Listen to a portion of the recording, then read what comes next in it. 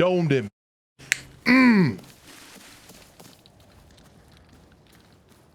Where's your little sister? Did he look like he was in a ghillie suit? I don't know. In the oh my god, this game.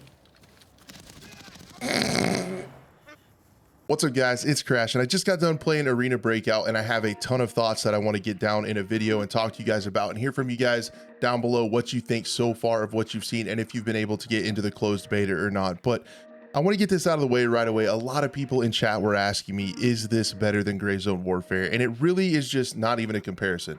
After playing some Arena Breakout Infinite, it's an incredibly different game. I haven't played Tarkov in quite a while, so I kind of thought, you know, Gray Zone was maybe like that. They're nothing alike. Gray Zone Warfare is that open world kind of MMO. PvP can happen anywhere, anytime, because the server is just running. It's a sandbox. You can do whatever you want. You can go anywhere. There's no time limit on anything, and it feels completely different from this. This took me back to my Tarkov days. This is incredibly heavily inspired by Escape from Tarkov, and you guys are going to see it with the raid timer. It is a tried and true extraction shooter. You start in, you have 30 minutes, you have to get across the map. You might see other players, you loot and shoot your way across the map.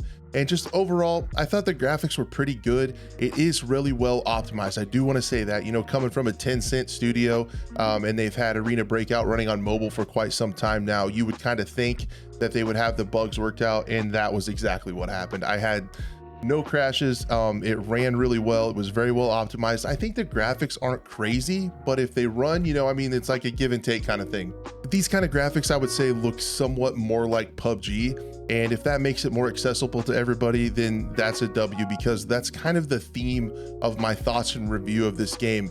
It's an Escape from Tarkov gameplay loop, you know, pretty heavy on the PvP, but incredibly accessible. Like, anyone can get into this. Escape from Tarkov, you need at least hundreds of hours to understand where things are, where to go. You're constantly looking at a wiki and looking stuff up on where to find keys, where to go. You have to work to unlock things with traders and stuff like that.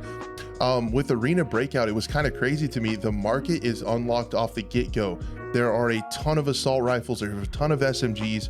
You can just go into the weapon preset mode, which is incredibly, again, inspired by Escape from Tarkov, and you guys will recognize that if you've played Tarkov. And you can unlock anything. You can build any gun any way you want to, use any parts. It's going to cost quite a bit of money. You're going to have to buy stuff from the market, but you also do get the free market right off the rip. You don't have to level up and play a bunch to unlock that. So you have a mini map where you can see where things are. One thing I really found that was nice just to get in and play was being able to see my friendlies also on the map. There was highlighted things on the map, and just accessibility is like the theme of this whole thing. Now, that's why it might not be for everybody. There's a lot of hardcore players that like to, you know, to invest time into a game, to learn it and kind of stand at the top and look down and say, hey, I made it up here. I figured out how to learn these maps. I figured out this. I figured out which guns to use. I put the time in to unlock the traders and stuff like that. So I totally get that. But if you just want to hop in and play on a lower end machine, or pretty much any kind of machine, you know, 2060 is kind of their minimum. I think it could go even lower just based on how the graphics look and how it ran and stuff and how it kind of runs on mobile. It is different. It's not a straight mobile port. The maps are different, the lighting's different, the engine is different, but I just think it's just going to be for a wider audience. Like I said, you can get in the maps. They had the locations of your spawn even. What was really crazy, even in gunfights, there's a button on PC, it defaults to the V key, to Victor, and it basically popped up like if you were in a gunfight and in trouble, it would pop up whatever was in your pocket that the game thought you needed. So you could just hit V and it would probably have painkillers, and then you would hit V again. The other thing that was really nice, that was just kind of a breath of fresh air, when you healed and you went through the healing animation, it went for a longer time, but it just healed everything. You didn't have to drag, you know, the piece of cheese in Tarkov over to every single limb, go through the animation every single time. This one, you just brought it over. And now people were going as far as to also say it's just Call of Duty, and it's not DMZ. It's not that casual, right? Like, there still is armor, there still is healing, there's still broken bones, bandages, things like that. It's still a really short time to kill. The scavs were okay. They really didn't bother me very much. They didn't spin, bot, or aim. They were really, really rudimentary, simple AI, but they were fairly easy to kill, so that worked. But right off the bat, the first map you get is Farm, and it is pretty heavily PvP focused. So that's another thing that kind of shifts it away from other things. It is really PvP focused. I think there was only one quest, or excuse me, one raid where we got across the whole map without running into PvP. So that stuff was kind of all over the place. There was a lot of fighting, and it just really is like, I would say like an Escape from Tarkov quick match. Like just get in and play. It's self-explanatory. There's stuff that's going to walk you through how to do it. The tutorial shows you everything. The map shows you where to go. You can see your friendlies, and it's just really interesting. I don't really know how I feel about it, but I can see myself enjoying it, just because a lot of times, you know, as a dad, I don't have a ton of time to put into games, and that's kind of what got tedious a little bit with Tarkov, was doing the same quests over and over and over every single wipe, and I just got kind of over that. It took a long time to get to max traders, which is what I wanted to do during Tarkov wipes. But where you can just hop in and kind of play with whatever gun you want, put a little time into it, get some money up and going, where you can buy any gun you want to. That's just a little bit appealing to me, right? And I honestly think in my mix of games, both on this channel and on the Twitch stream over at twitch.tv/crash8, I just feel like these games with, you know, Gray Zone and Arena Breakout complement each other really nice.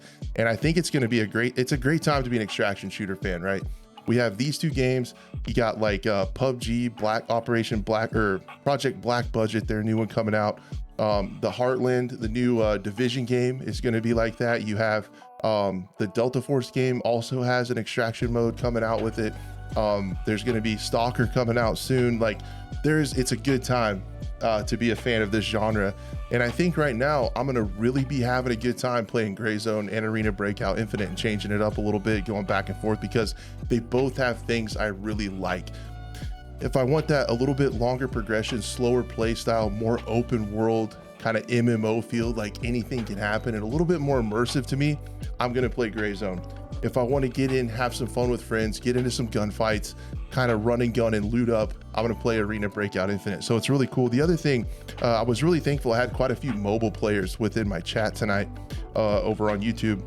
And it was really cool. They were kind of telling me and walking me through stuff and saying, you know, well, mobile has this. And it sounds like mobile has some really, really cool features that I'm hoping, I would think, you know, would kind of insinuate that it would be eventually ported over to PC, like being able to spectate after you died. It'd be really nice to be able to spectate your friends and see how they make it out of the raid, maybe even give them some call outs and stuff like that.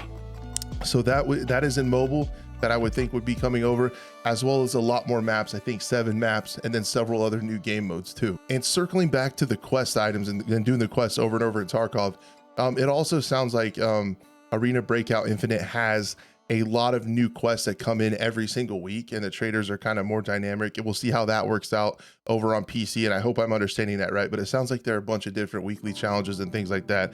Tarkov has that as well, but it just seems like there's more to it in Arena Breakout Infinite, and it seems more polished. The UI seems a lot more polished and well put together, and there was just a ton of quality of life stuff with like ways to quick load your character. You know, it kind of sorted out stuff in your stash to make quicker loadouts, and just every once in a while, like well, the first time I healed and it healed up my entire body, I was like, oh, like that's really nice. I didn't realize how crappy and tedious that was in Escape from Tarkov. So I guess the downsides to this game could really come down to the monetization. Honestly, with it being free to play, it's already pretty obvious that the secure container is going to be a subscription.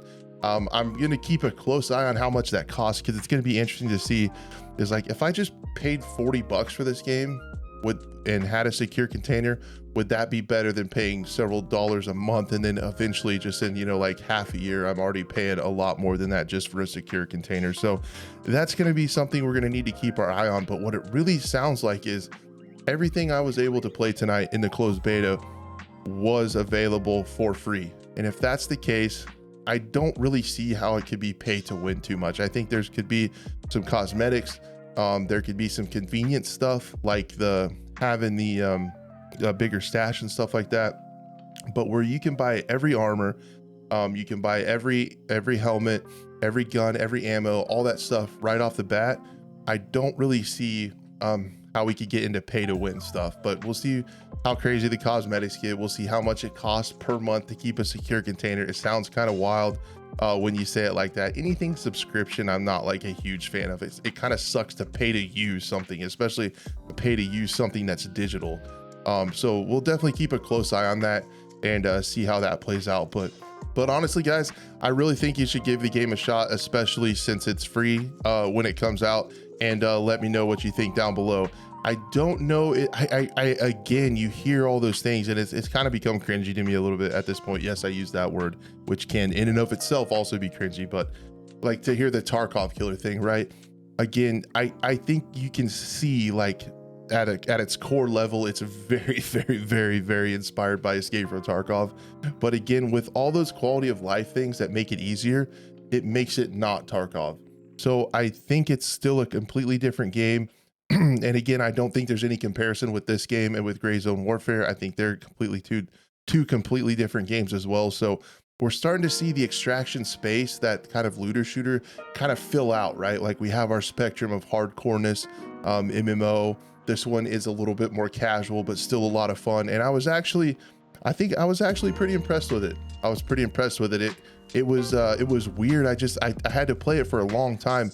It took me a fair amount of time just to kind of settle down and understand what I was playing, because I felt like in the menus playing Tetris, you know, I was in Escape from Tarkov, but then I got into the map and I could just hit M and look at the map and I could see where I needed to go and I could hear gunshots. The audio was actually really good from what I thought.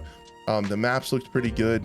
And it was just like, I was playing Tarkov, but it was like easier. I could just focus on moving around the map, listening, shooting enemies, getting into gunfights. The game wasn't getting in the way of me playing it, I guess is what I'm trying to say, because Escape from Tarkov can get in its own way, I feel like, when you're trying to play it. But that's also why a lot of people like it. So anyway, guys, those are my first initial thoughts of Arena Breakout Infinite. It's definitely one of those things. It's like, should you buy it or not? Well, you don't have to. You should definitely check it out and try it if you're a fan of stuff on this channel. Let me know in the comments what you think of what you guys have seen so far. If you're looking forward to trying it out, I hope you guys all get in and get a chance to try it. And yeah, just thank you so much. Let me know in the comments as well what kind of content you want to see moving forward on the channel. If you think it would be a good idea to cover Gray Zone Warfare and Arena Breakout Infinite. Those are the two games I'm most interested in. And I just really appreciate you guys being here. And I would love to see you on the next video.